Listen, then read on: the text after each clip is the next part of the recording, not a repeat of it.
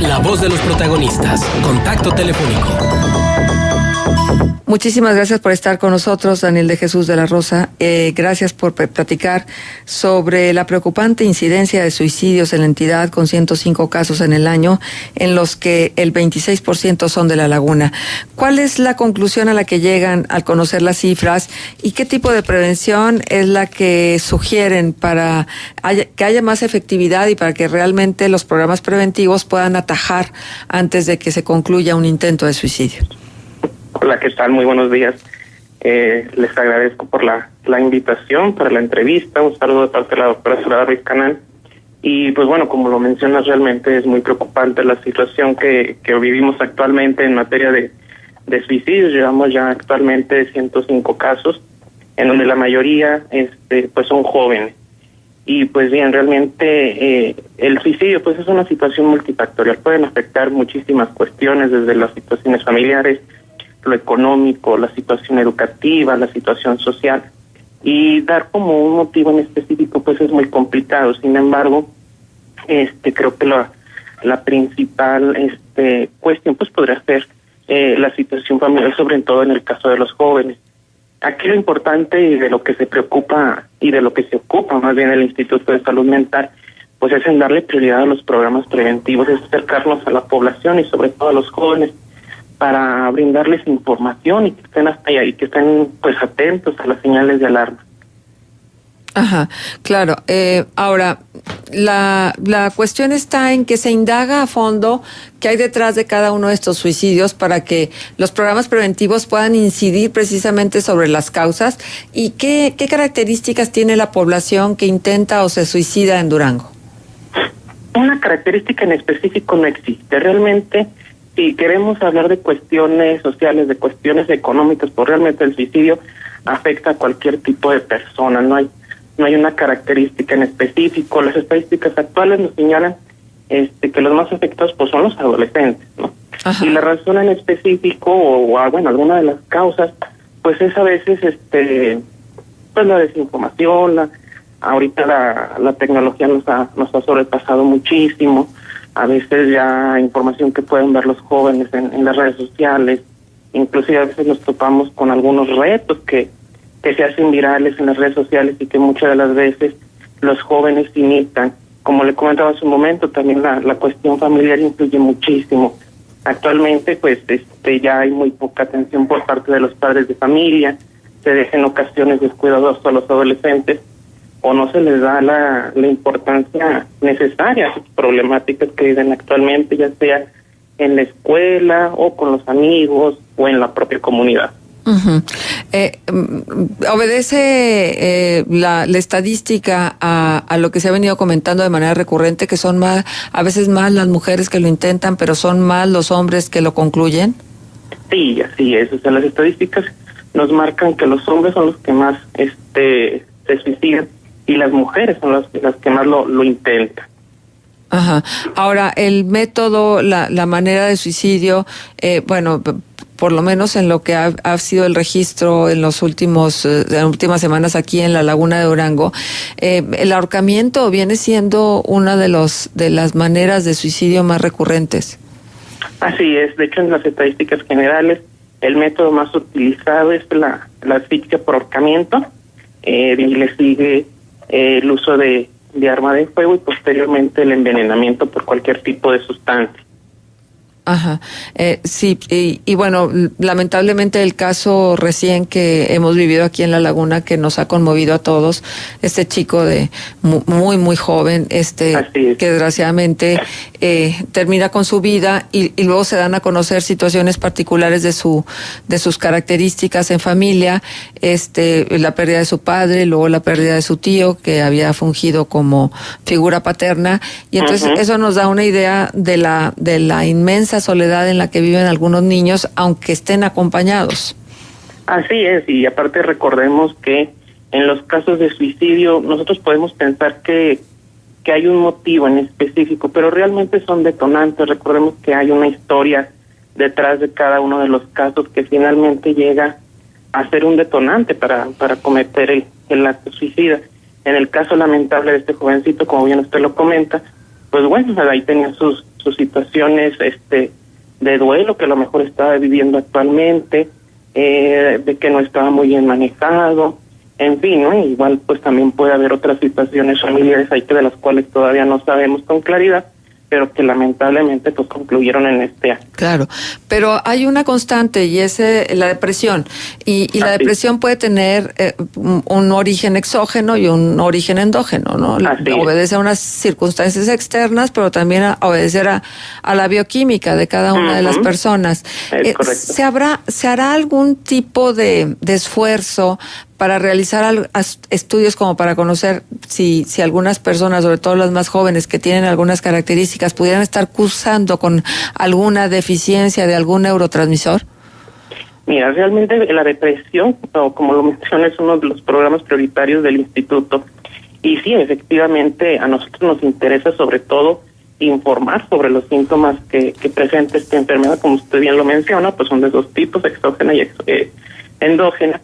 Y la población necesita saber y reconocer toda esta sintomatología porque muchas veces la minimizamos y creemos que son cuestiones pasajeras, que son cuestiones que vamos a superar echándole ganas, como coloquialmente se le dice, y no le damos la importancia necesaria y no acudimos con un especialista a revisarnos y a que nos dé el tratamiento adecuado. Entonces el instituto, a través de sus programas preventivos, pues está muy interesado en que la población se interese sobre todo por la depresión y la ansiedad. Ese es uno de los principales cuestiones también para el riesgo suicida, y que la gente lo conozca y lo reconozca y acuda a una atención oportuna. Exacto, que eso es importantísimo. Y entonces, ya que lo menciona, ¿cuáles son estos síntomas? ¿Qué advertencias nos refiere un paciente que cursa con una situación de desánimo, desesperanza, de depresión?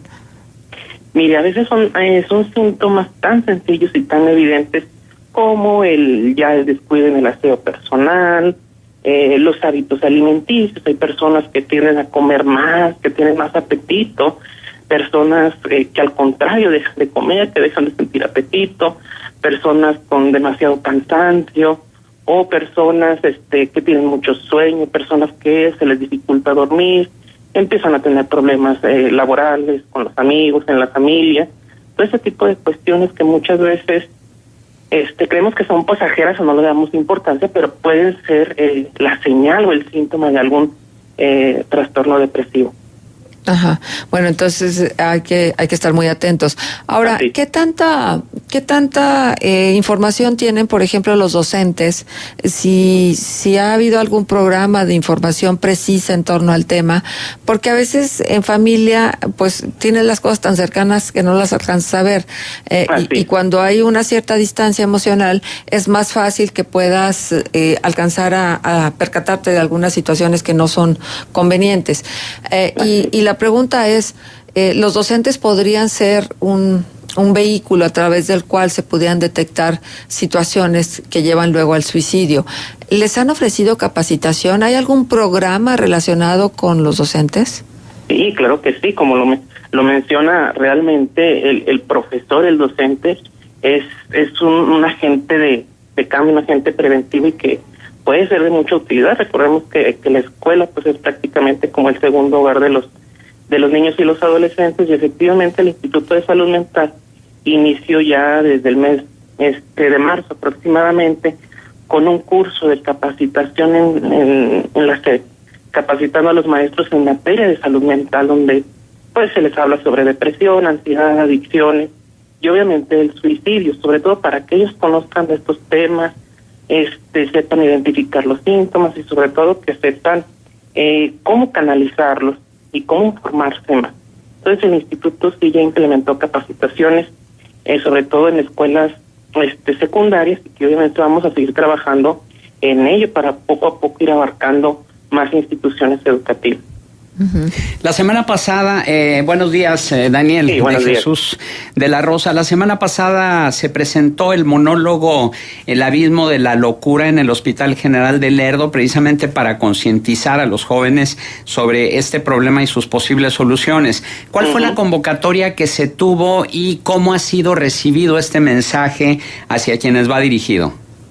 Sí, mira, afortunadamente hemos tenido mucho éxito con la presentación de este monólogo. Iniciamos Aquí en la capital, recordemos que el pasado 10 de septiembre se conmemora el Día Mundial de la Prevención del Suicidio, y como parte de esta conmemoración el Instituto de Salud Mental pues realizó un sinnúmero de actividades, entre ellas la presentación del monólogo, y bueno, nos tocó presentarlo ahí en el Hospital General de Lerdo con la intención de que la gente que acude a este monólogo conozca de una manera un poco diferente, a través de una representación teatral, todos los estigmas con respecto a la salud mental, y que conozcan sobre todo cómo es la evidencia de una persona que sufre una enfermedad mental y que manifiesta ideación suicida. Y realmente pues el impacto ha sido muy interesante, porque la gente se siente identificada, la gente puede saber qué es lo que pasa con un enfermo mental, e inclusive pues puede aprender a cómo tratar. La Organización Mundial de la Salud informa que 800,000 personas se quitan la vida cada año en el mundo, y según la tasa de suicidios por entidad de los años 2014 y 2015, por cada 100,000 habitantes, Durango ocupa el número 13 en el listado, con un 5.7 y 6.1 respectivamente. ¿Cuál es la situación en el caso de La Laguna? Mira, según las estadísticas de este año, los municipios en donde más se registran suicidios pues es Durango, es Gómez Palacio y es Lerdo. Son pues prácticamente los municipios en donde más se registran suicidios. Son el 26%, digo, sacando un porcentaje de los 104 casos que se dieron en el estado de Durango, 17 de Gómez, 8 en Lerdo y uno en Cuencamé y uno en Peñón Blanco. Nos habla de que un 26%, es decir, poco más de la cuarta parte, se suscitan en La Laguna. ¿Hay algún programa especial para esta región, sobre todo por esta incidencia que se ha dado? Y bueno, el caso que ya se mencionaba de Jesús Jared, el niño de 11 años, pero que no es el único, es decir, hay más casos todavía de menores que se quitan la vida. Sí, efectivamente, el Instituto de Salud Mental ya creó y está empezando a implementar lo que es el protocolo externo para la prevención de la conducta suicida, que aquí pues no solamente participa la Secretaría de Salud a través del Instituto de Salud Mental.